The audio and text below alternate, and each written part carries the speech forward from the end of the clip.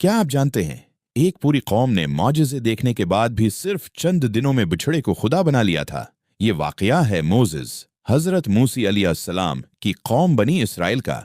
जब अल्लाह ने मूसी अलैहिस्सलाम को कोही तौर पर बुलाया तो वो अपनी कौम को अपने भाई एरोन हजरत हारून अलैहिस्सलाम के स्पर्द करके चले गए। इब्तदा में सब ठीक था, मगर कौम में एक शख्स था जिसका नाम था सामरी। सामरी लोगों के दिलों में आहिस्ता आहिस्ता वसूसा डालने लगा। उसने कहा, तुम्हारे पास जो सोने के जेवरात हैं वो सब जमा करो।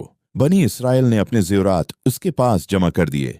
सामरी ने वो सोना पगलाया और फिर उसने एक सुनहरी बिछड़ा बना दिया। कहते हैं इस बिछड़े में से गाय जैसी आवाज निकलती थी। जब लोगों ने ये देखा तो हैरान रह गए। सामरी ने फौरन कहा, यही तुम्हारा माबूद है और मूसी का भी, मगर मूसी उसे भूल गए हैं। कौम के बहुत से लोग इसके धोखे में आ गए और इस बिछड़े के सामने झुकने लगे। हजरत हारून अलैहिस्सलाम ने फौरन उन्हें समझाया, ऐ मेरी कौम, तुम्हें उसके जरिए आजमाया जा रहा है। तुम्हारा रब सिर्फ अल्लाह है। मेरी बात मानो और सीधे रास्ते पर रहो।